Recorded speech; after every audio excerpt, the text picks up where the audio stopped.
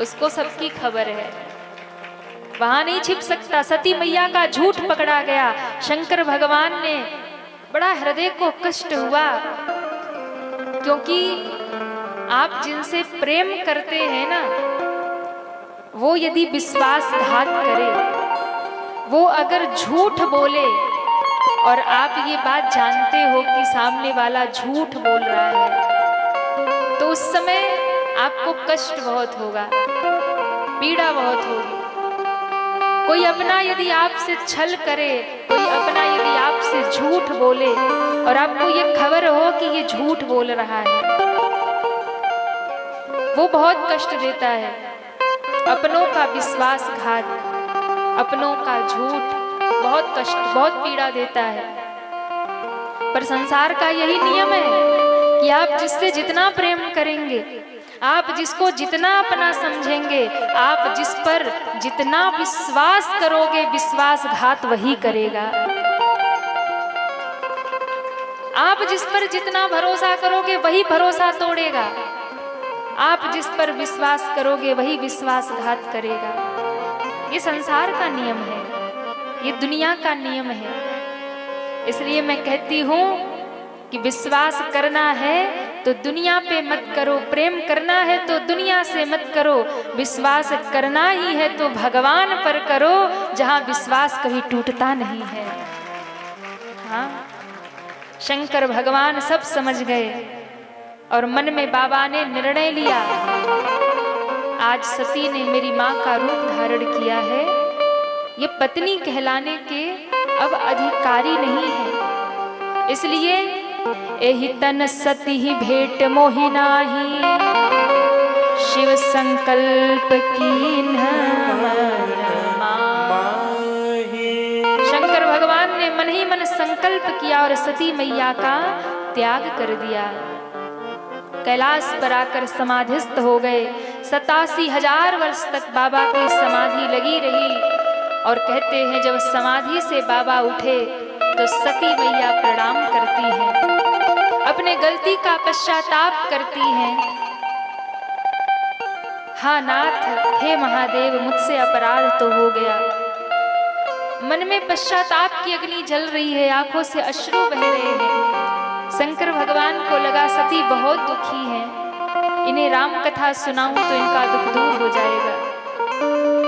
ये सोच करके शंकर भगवान ने सती जी को राम कथा सुनाना प्रारंभ किया, पर राम कथा सुनी नहीं। उसी समय घटना घटी, दक्ष जो सती के पिता थे, उन्होंने यज्ञ किया, सबको बुलाया, पर शिव को निमंत्रण नहीं था। सती माँ को जब ये बात पता चली तो माँ ने जिद किया कि मुझे पिता के घर जाना है। यद्यपि शिव जी ने बार बार समझाया कि वहां से निमंत्रण नहीं आया है और बिना निमंत्रण कहीं जाना नहीं चाहिए, बिना बुलाए जाओ मत और बिना खिलाए खाओ मत। इतना तो सिद्धांत जीवन में होना चाहिए कि जहां से बुलावा नहीं आया वहां मत जाओ, लेकिन कुछ स्थान पे जा सकते हो बिना बुलाए। कहां? पिता के घर, मित्र के घर, गुरु के घर। ये मत सोचो कि हमें गुरु जी का बुलावा आएगा तब हम गुरु के द्वार जाएंगे, नहीं। गुरु के घर बिना बुलाए जा सकते हो। मित्र के घर, पहले सुन लो पूरी बात। मित्र के घर, पिता के घर, कथा में, सत्संग में, यज्ञ में, मंदिर में, गुरु के घर और प्रभु के दरवाजे निमंत्रण ना आए तो भी जाना चाहिए। वहां निमंत्रण का इंतजार नहीं करना चाहिए, वहां बिन बुलाए चले जाओ। लेकिन हाँ, अगर वहां कोई आपसे जलता हो, विरोध करता हो, आपको देख के जल भुन जाता हो, आपको देख करके उल्टी सीधी बातें बोलता हो, तब मत जाओ, नहीं तो फिर महाभारत हो जाएगा। पिता के घर बिन बुलाए जा सकते हैं। माँ सती ने जब कहा कि निमंत्रण नहीं है फिर भी मैं जाऊंगी, पिता के घर जा सकते हैं। महादेव ने कहा ये बात सत्य है देवी, पिता के घर बिन बुलाए जा सकती हो, लेकिन अगर वहां आपसे कोई ईर्ष्या ना करता हो, कोई द्वेष ना करता हो, आपको देखकर कोई जलता ना हो, तब जाओ। अगर कोई जलने वाला है आपको देखकर तो वहां मत जाओ। सती मैया ने कहा मेरे पिता के घर कौन जल रहा है मुझसे? कहा तुम्हारे पिता जलते हैं तुमसे, तुम्हारे पिता मुझसे द्वेष रखते हैं, तुम्हारे पिता मुझसे अपमान का बदला लेना चाह रहे, इसलिए निमंत्रण नहीं भेजा। सती मां फिर भी गई, शिव का अपमान देखा, सह नहीं पाई और वही पिता के यज्ञ में जाकर के सबको फटकार लगाई मां ने। पिता के यज्ञ में सबका भाग देखा, सबका आसन देखा, एकमात्र शिव का स्थान नहीं था। मां को क्रोध हुआ और मां ने क्रोध में आकर के उसी समय सभासदों को फटकार लगाई। सुनहु सभासद सकल मुनिंदा, सुनहु सभासद सकल मुनिंदा, कही सुनी जिन शंकर निंदा, कही सुनी जिन शंकर निंदा। मां सती ने सबको ललकारा, अरे देवताओं, मेरे पिता दक्ष, हे ऋषि मुनियों, तुम सबने शिव का अपमान किया है, इसका दंड तुम्हें मिलेगा। शिव की निंदा तुमने की है, इसका दंड तुम्हें मिलेगा। इस यज्ञ में शिव को नहीं बुलाया गया, इसका दंड तुम्हें मिलेगा। हे मेरे पिता दक्ष, तुम भी तैयार रहो। कह करके मां ने योग अग्नि प्रकट किया, मां का शरीर धू धू करके जलने लगा। हस कहीं योग अग्नि तनु उजारा, भय सकल मग हाहाकारा, भय सकल मग हाहाकारा, भय सकल मग हाहाकारा।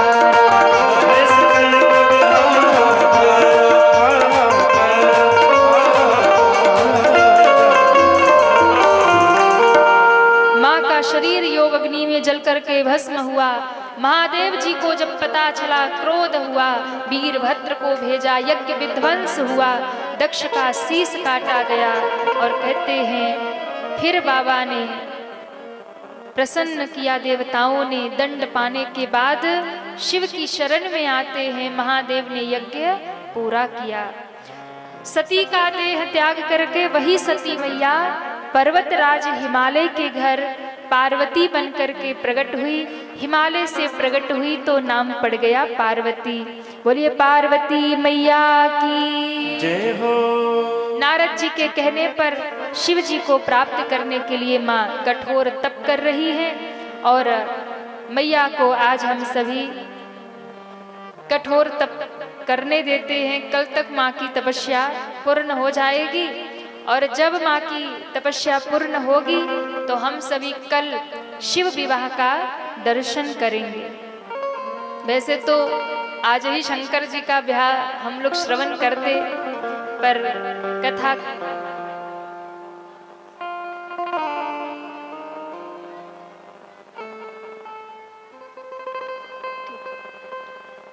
शंकर भगवान का वैसे विवाह तो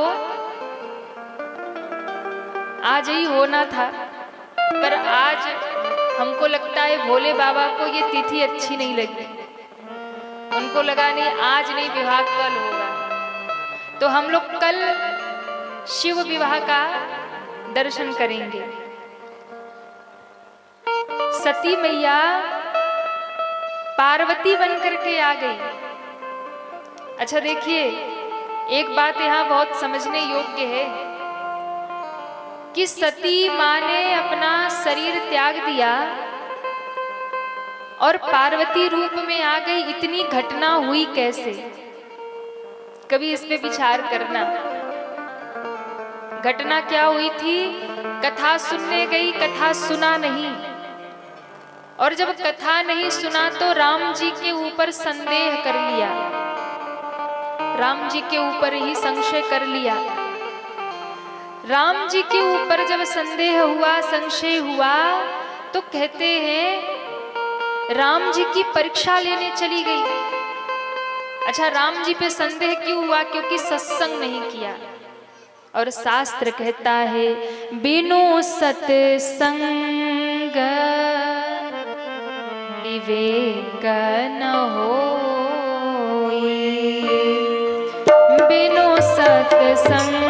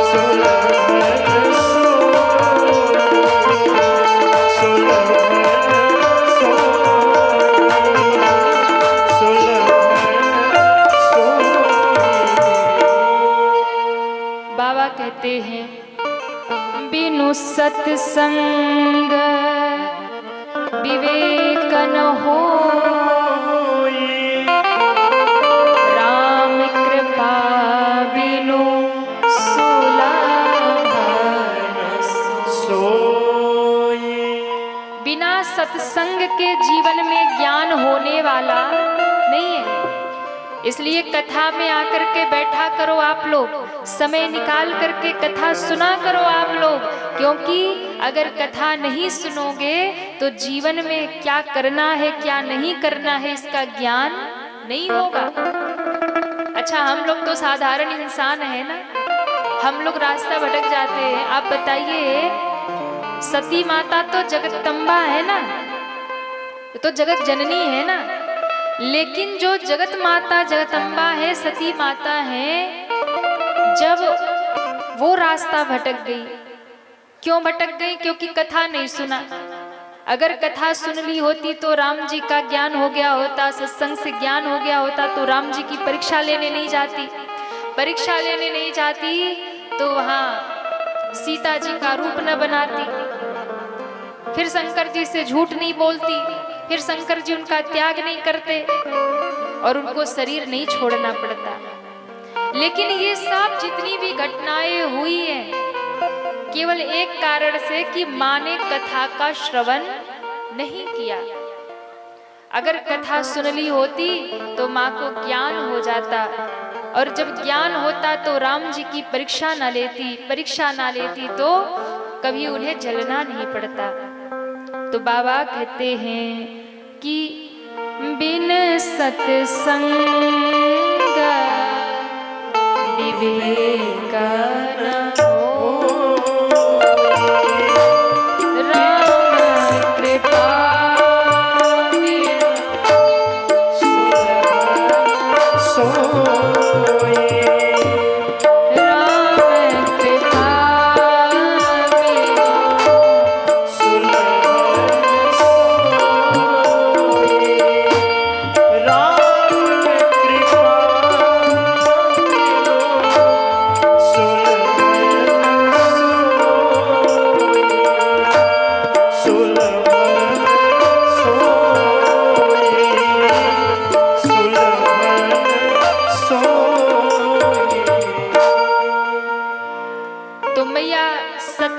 न शरीर त्यागना पड़ा, पार्वती रूप में जन्म लेना पड़ा, और उसके बाद शिव कब प्राप्त हुए? जब उन्हें बहुत तप करना पड़ा। अब देखिए, सती मैया नारद बाबा के कहने पे तप करने चली गई, क्योंकि नारद जी ने हिमालय और मैना को कह दिया कि सुनो, तुम्हारी जो बेटी पार्वती है ना, इनके अंदर सारे गुण है, सर्वगुण संपन्न है आपकी कन्या, लेकिन एक दोष है। कौन सा दोष है? तो कहा इनको जो पति मिलेगा वो थोड़ा खतरनाक होगा। कैसा पति मिलेगा? तो कहा भैया जोगी जटिलय काम मन नगनय मंगल भेष अस स्वामी यही गन मिलही परिहस्त अस रे अगुनय मान मातु पितु हीना उदासीन सब संशय छीना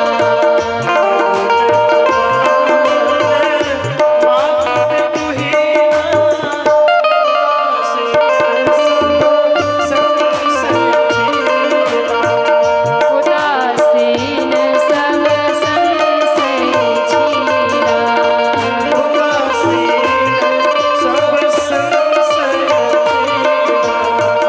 जो तप करी हो कुमारी तुम्हारी जो तप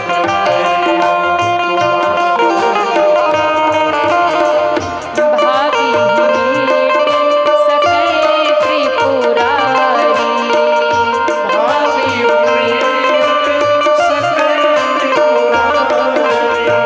समरथ को नहीं दोष गुसाई रवि पावक सुरसरी की नाई रवि पावक सुरसरी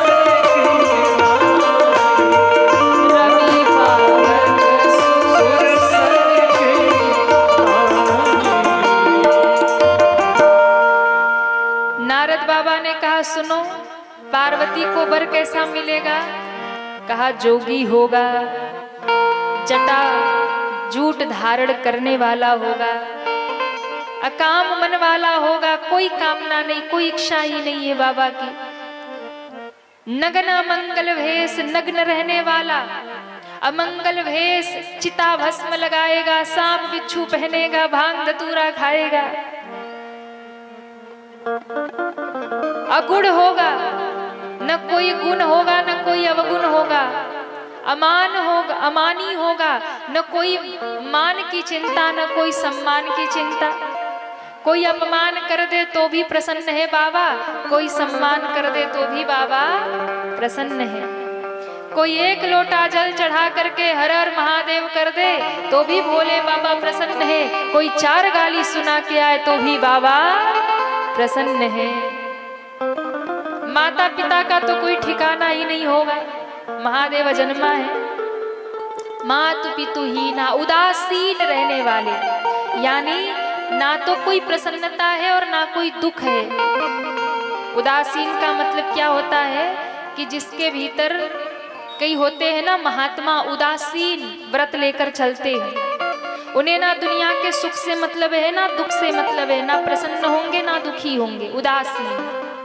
तो महादेव कैसे हैं? बोले ना खुश रहते हैं ना दुखी रहते, उदासीन रहते, उदासीन सब संशय छीणा, सभी संशयों से हीन। ऐसे महादेव। हिमालय और मैना ने सुना, अच्छा ऐसा पति मिलेगा? बोले हाँ, जंगल में रहने वाला जोगी होगा। अच्छा भोले बाबा जो है ना बहुत भोले हैं, बहुत सीधे हैं महादेव। आप अगर इनको देखिए, एक शंकर, मैया लोग बीच में क्या बतिया रही है, कथा सुनाए कि ना सुनाए? हम बोले कि आप बोलेंगे? बताइए। अरे कहिए, हम बोले तो आप लोग सुनेंगे तब ना बोलेंगे। सब मैया देखो, मैयाओं को क्या है कि कथा में समय मिल जाता, चलो घर से आई आराम से यहाँ बैठी पंचायत शुरू। अब यहाँ कथा में भी बैठ के पंचायत करना है तो फिर कथा में बैठने का मतलब क्या है? और कई पंचायती मैया होती हैं, वहां जहां बैठ जाएंगी वही पंचायत इकट्ठी। बोलिए शंकर भगवान की जय हो। तो मैं क्या कह रही थी आप लोगों को? कहाँ गई कथा? देखो, जब आप शोर करते हो तो हमारा सिग्नल कट जाता है, इसलिए कथा में बिल्कुल शांति से बैठा करो आप लोग। कहाँ थी कथा? आप लोगों को भी भूल गई? हाँ, बोलिए शंकर भगवान की जय हो। तो भोले बाबा जो है ना, ये इनका नाम है ये भोले भाले। महादेव जितना भोला कोई देवता नहीं है, और शिव से जल्दी प्रसन्न होने वाला भी कोई देवता नहीं है। जितने भी देवता हैं ना, सबके पूजा की विधि है। जितने भी देवता हैं, सबके भोग की, आरती की, पूजा की विधि है, विधान है। विधि विधान से पूजा करोगे तब देवता खुश होंगे। पर एक मेरे महादेव ऐसे हैं जिनके पूजा की कोई विधि ही नहीं है। बिना विधि के भी पूजा कर लो तो बाबा प्रसन्न हो जाते हैं। कोई विधि विधान की जरूरत नहीं है। कुछ ना मिले, एक बेलपत्री ले जाके चढ़ा दो, बाबा खुश हो जाएंगे। कुछ ना मिले, एक लोटा जल ले जाके चढ़ा दो, बाबा खुश हो जाएंगे। कुछ ना मिले तो भांग धतूरे का पत्ता ही ले जाके रख दो, बाबा प्रसन्न हो जाएंगे। वो भी ना मिले तो सामने खड़े होकर के हर हर बम बम कह दो, बाबा प्रसन्न हो जाएंगे। अब बताओ, ऐसा कोई है देवता? सामने खड़े होके केवल हर हर बम बम कह दो तो भी बाबा कहेंगे खुश रहे बेटा, प्रसन्न हो जाएंगे, वरदान दे देंगे। तो ये शिव है। और तो और एक घटना सुनाए आपको? सुनाए कि रहने दे? सुना दे। एक बार एक गांव में चोर गया चोरी करने। अब चोर गया चोरी करने, पूरे रात घूमता रहा, कहीं दांव मिला नहीं चोरी करने का। भोर होने का समय था, उसको लगा कि आज तो लगता है रह जाएंगे ऐसे, कुछ हाथ लगा नहीं। गांव के बाहर एक शंकर भगवान का मंदिर था। चोर को लगा कि चलो गांव में तो कुछ मिला नहीं, क्या पता मंदिर में कुछ मिल जाए। अच्छा गया, देखा मंदिर भी महादेव जी का। उसको लगा राम जी का होता, किसी और भगवान का होता, कुछ मिल भी जाता। ये अड़भंगी देवता महादेव, इनके पास तो रहने का ही ठिकाना नहीं है, भला हम चोरी क्या करें। लेकिन फिर भी मंदिर में घुस ही गया। बोले अब आ गए तो ट्राई कर लेते, शायद कुछ मिल जाए। चोर घुसा मंदिर के भीतर। जैसे ही मंदिर के भीतर चोर घुसा तो पूरे मंदिर में नजर घुमाई कि कहीं कुछ दिखे, कहीं कुछ दिखा नहीं। अब कहता है हे बाबा, आज लगता है कुछ हाथ नहीं लगेगा। और ऊपर ऐसे देखा कि घंटा टंग रहा था, बढ़िया घंटा लगा था।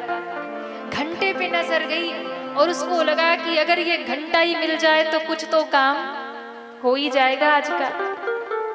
तो ऐसा काम करता हूँ कि ये घंटा ही बाबा का उठा ले जाता हूँ। तो चोर उठा और घंटे को निकालने का प्रयास करने लगा, लेकिन अब घंटा पकड़े सो निकल पाए नहीं, क्योंकि घंटा थोड़ी ऊपर बंधा था। अब वो सोचने लगा घंटा कैसे निकालूं, कैसे निकालूं। आसपास देखा तो कुछ स्टूल वगैरह था नहीं कि चढ़ के उतार ले। अब भोर होने को है, अब इसको डर लग रहा है कि पुजारी जी भी आ ही रहे होंगे और आने से पहले तो हमें घंटा चोरी कर लेना है, पर करूं कैसे। अब ऊंचाई पे बदरा, घंटा पकड़ में नहीं आए। उसको लगा कि यहाँ बस एक ही उपाय है, ये शंकर जी की पिंडी पे अगर चढ़ जाऊं तो घंटा हाथ लग जाए। लेकिन फिर चोर तो था पर इंसान तो था। उसने कहा हे भोले बाबा, हमें माफ कर दो। दिन में वैसे तो हजारों भक्त आते हैं, आपकी पूजा करते हैं, पर मैं ठहरा एक चोर, और यदि घंटा लेकर नहीं गया तो आज मेरा परिवार भूखे रह जाएगा। माफ कर दो बाबा। और ये कहकर के चोर शंकर जी की पिंडी पे चढ़ गया और जैसे कहते हैं महादेव की पिंडी पर चढ़ के घंटा उतार ही रहा था कि उतने में ही महाराज डमरू बजाते हुए उसी मंदिर में महादेव प्रकट हो गए। भोले बाबा प्रकट हो गए। कहते हैं भोले बाबा जैसे ही प्रकट हुए चोर तो घंटा फेंक कर भागा। शंकर जी कहते रुक जा रुक जा रुक जा रुक जा।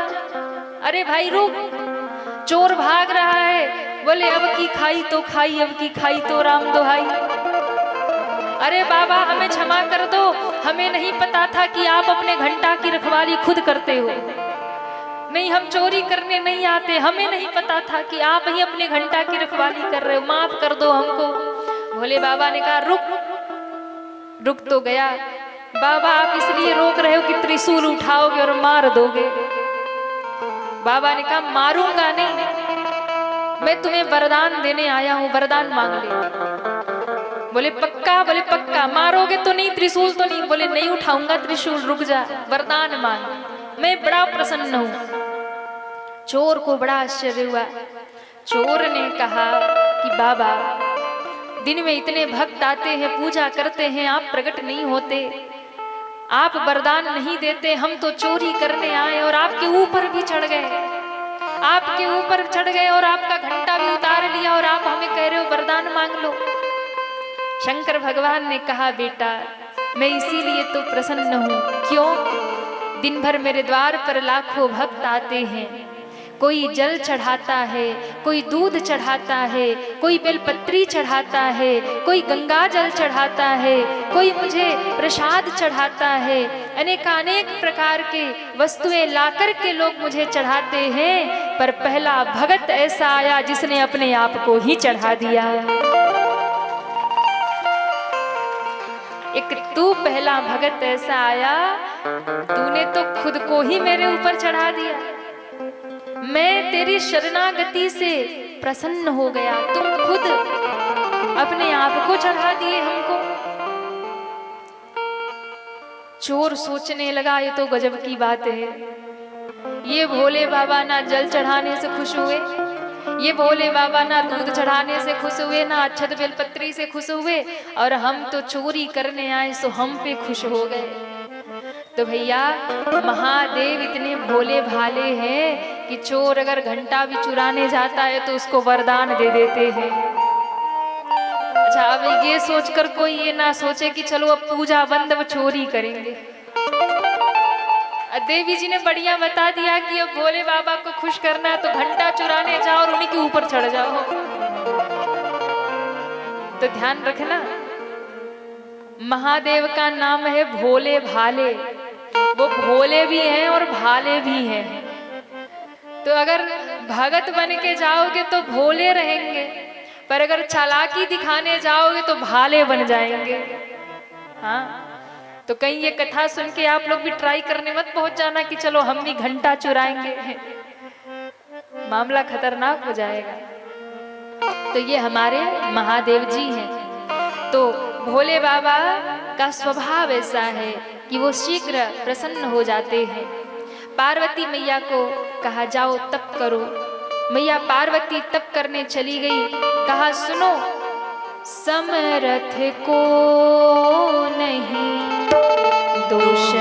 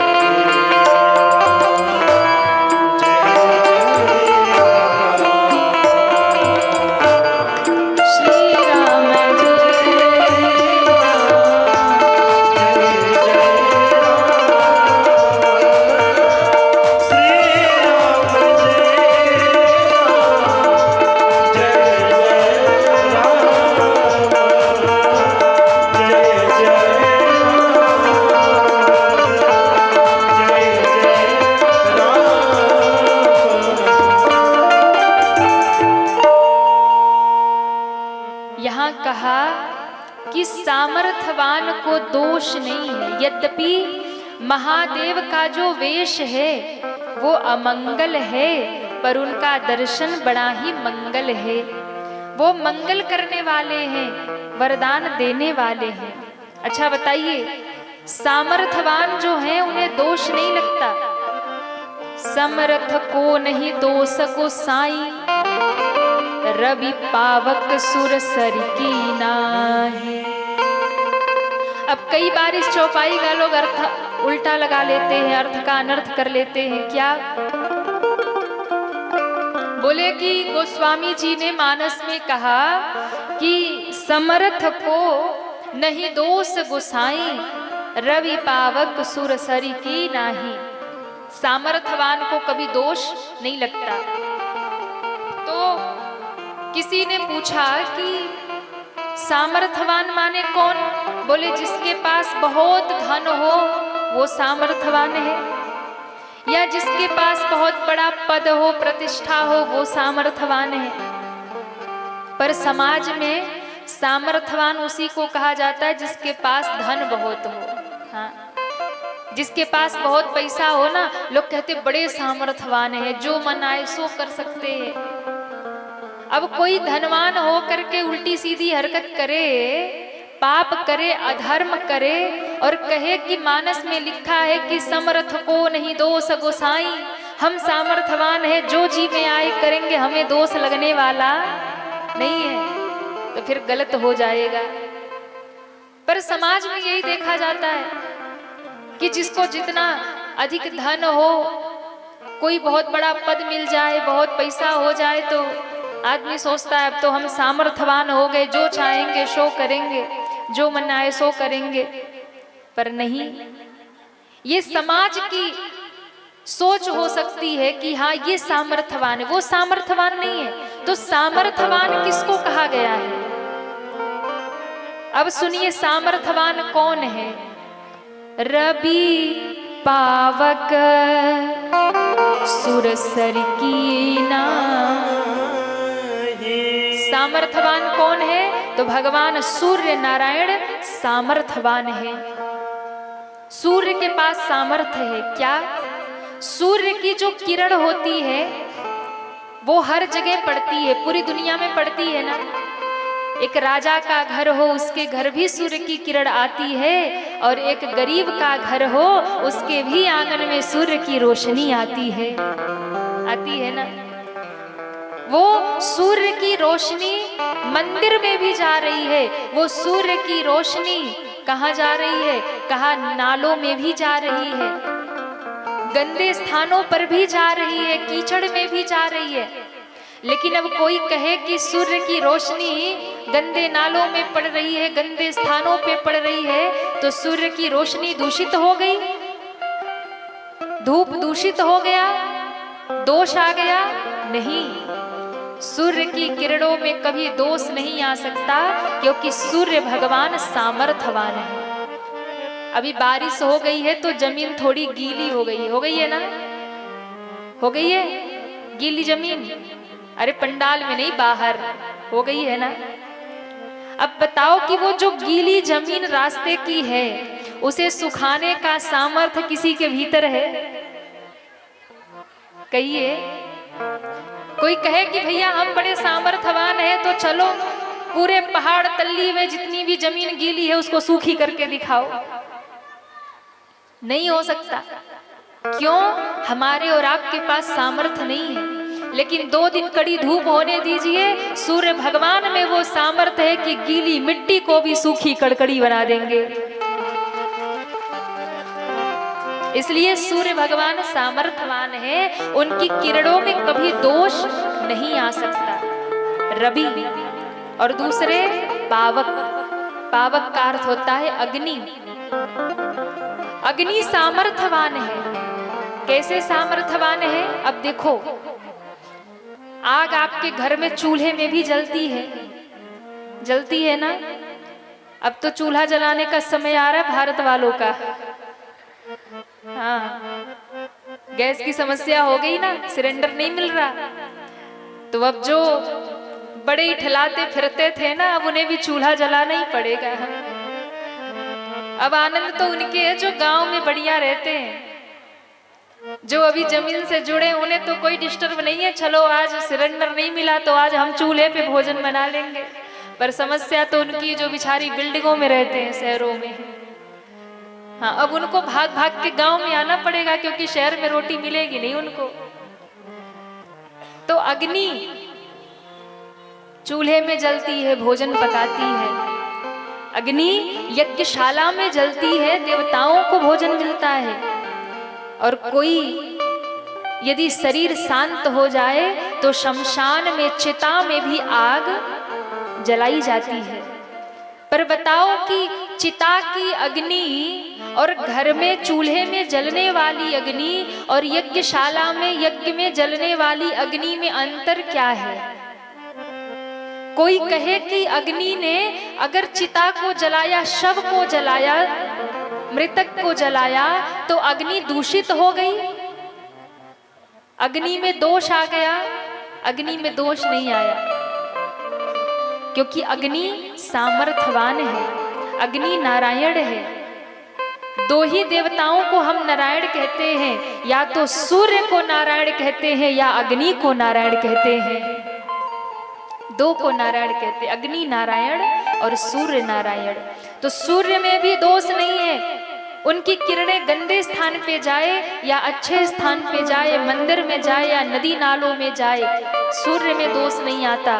वैसे ही अग्नि चाहे चिता में जले, चाहे घर के चूल्हे में जले, चाहे यज्ञ में जले, अग्नि में कभी दोष नहीं आता, क्योंकि अग्नि सामर्थ्यवान है। और तीसरी बात, सुरसरी यानी गंगा मैया में कभी दोष नहीं आता। क्यों? आप गंगा जी नहाने जाते हैं? कौन कौन जाता है गंगा जी नहाने? सब लोग जाते हैं। जो हाथ नहीं उठा रहे वो नहीं जाते। उन्हें लगता है कि हमें पाप नहीं धोना है। कौन कौन जाता है गंगा जी नहाने? हाथ उठाओ। अच्छा, सब जाते हैं। हाथ उठा लिया करो। गंगा जी आप नहाने जाते हो, और कभी कभी ऐसा होता है कि आप जहां नहा रहे हो, आप कहीं आगे कोई कुत्ता भी नहा रहा होता है ना? उसी के सामने देखो तो कोई जल भी पी रहा है, कोई आचमनी कर रहा है, उसी के सामने कोई पूजा भी कर रहा। अब कोई कहे कि भैया गंगा का जल दूषित हो गया, कोई अस्थि विसर्जन भी कर रहा है। अब बताओ, गंगा का जल कोई पी रहा है, कोई स्नान कर रहा है, कोई अस्थि विसर्जन कर रहा है, कोई जीव जंतु, कुत्ता भी आके पानी पी रहा है बगल में। अब कोई कहे कि गंगा जी दूषित हो गई, तो क्या गंगा जी दूषित हो गई? कहिए हाँ या ना? गंगा जी में कोई दोष नहीं, गंगा जी पवित्र है। आपके सामने ही कुत्ता गंगा जी में जल पी रहा हो और आप यहाँ नहा रहे हो, तो भी आप नहीं कह सकते कि गंगा जी दूषित हो गई, क्योंकि गंगा जी सामर्थ्यवान है, गंगा में कोई दोष नहीं है, वो सदैव परम पवित्र है। कोई ऊंची जाति का भी हो, कोई नीची जाति का भी हो, सब एक साथ गंगा में डुबकी लगाते हैं। कोई नहीं कह सकता कि हम अपवित्र हो गए, क्योंकि गंगा सामर्थ्यवान है। इसलिए समरथ को नहीं दोष गोसाई, रवि पावक सुरसरी की नाही। सामर्थ्यवान अग्नि है, सामर्थ्यवान नारायण है, सूर्य नारायण है, सामर्थ्यवान मैया गंगा है। इनके अंदर कभी दोष नहीं आता, पर हम इंसान हैं, हमारे अंदर दोष है। पर समाज में हम पैसे वाले हो गए तो हम सामर्थ्यवान हैं। गरीब अगर फटा कपड़ा पहन ले, गरीब अगर फटा कपड़ा पहन ले तो वो दरिद्र हो गया।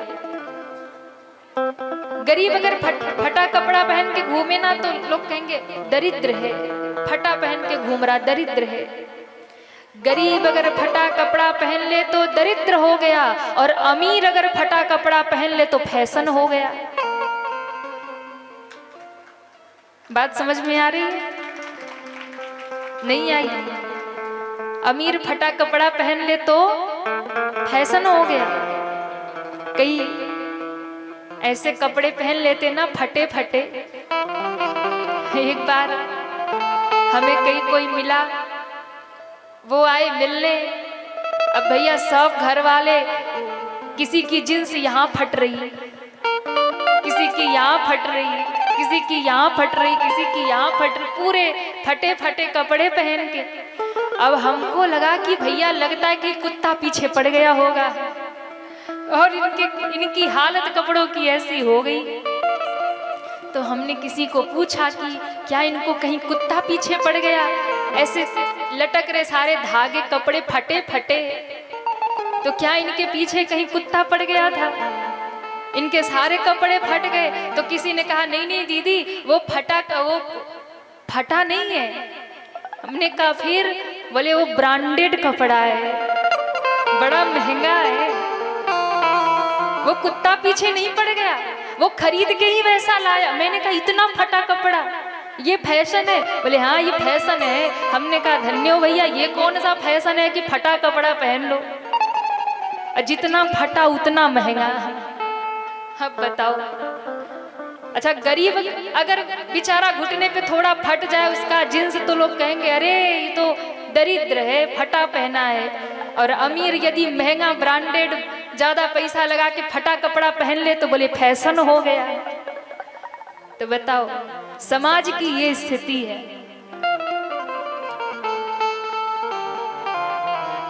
ये समाज की स्थिति है। तो सामर्थ्यवान कौन है? तो कहा रवि पावक सुर सर की नाही। सामर्थ्यवान इंसान नहीं हो सकता, सामर्थ्यवान तो सूर्य है, अग्नि है और गंगा जी हैं। बोलिए शंकर भगवान की जय हो। अब मैया पार्वती जाकर के भोले बाबा को प्रसन्न करने के लिए तप कर रही है। मैं तो पति बरूंगी शिव को, शिव भोला कैलासी।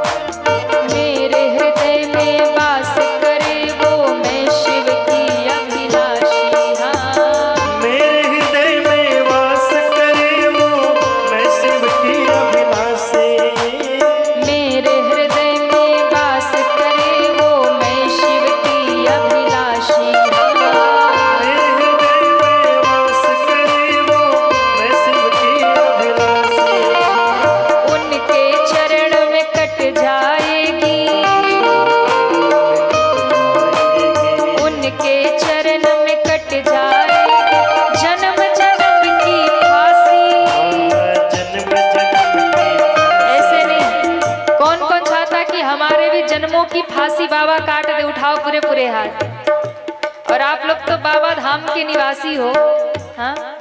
एक बार बाबा के चरणों में हाजिरी लगाओ, दोनों हाथ उठा के। उनके चरण में कट जाएगी, उनके चरण में कट जाएगी जन्म जन्म की फांसी। मैं तो पति बनूंगी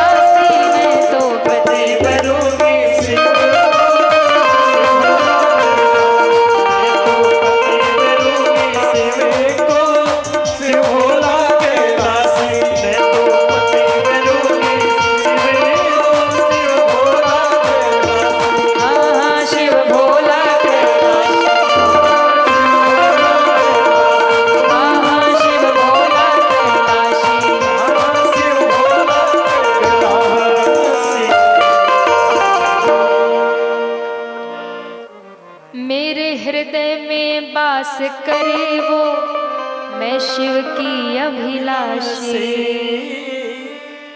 उनके चरण में कट जाएगी, उनके चरण में जन्म जन्म की फांसी।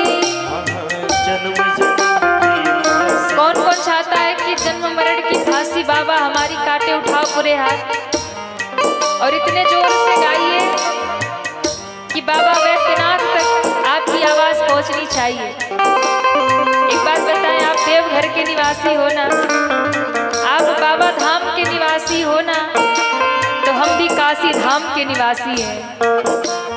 हाँ, हम भी बाबा के धाम से आए और बाबा के धाम में आए, इसलिए उठाओ पूरे पूरे हाथ और एक साथ। मैं तो पति बनूंगी शिव को, शिव भोला कैलासी। मैं तो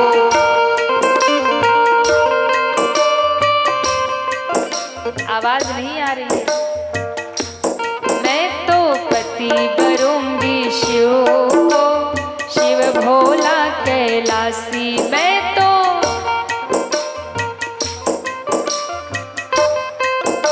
अच्छा एक बात बताओ, हम जो गा रहे हैं आपको समझ में आ रहा है? हमारी भाषा समझ में आ रही है? अंग्रेजी तो नहीं है ना, संस्कृत नहीं, हिंदी है, समझ में आ रही? तो आप लोग गा क्यों नहीं रहे? या कोई कसम खा के बैठे हो कि देवी जी कितना भी गवाएं हम गाएंगे नहीं? ऐसा तो कुछ नहीं है ना, मौन व्रत तो नहीं होना। उठाओ पूरे पूरे हाथ।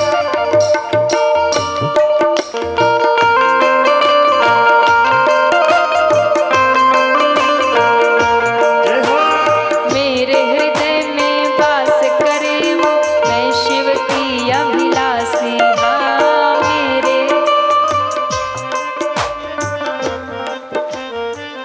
ये पहाड़ तल्ली वाले सो जाते हैं, इनको जगाना पड़ता है। पर चिंता मत करो, इस बार काशीवासी कथा करने आए, जगा के जाएंगे। मेरे हृदय में वास करे वो, मैं शिव की अभिलाषी। मेरे हृदय में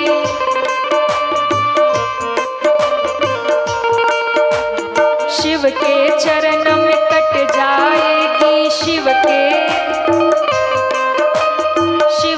चरण में कट जाएगी, शिव के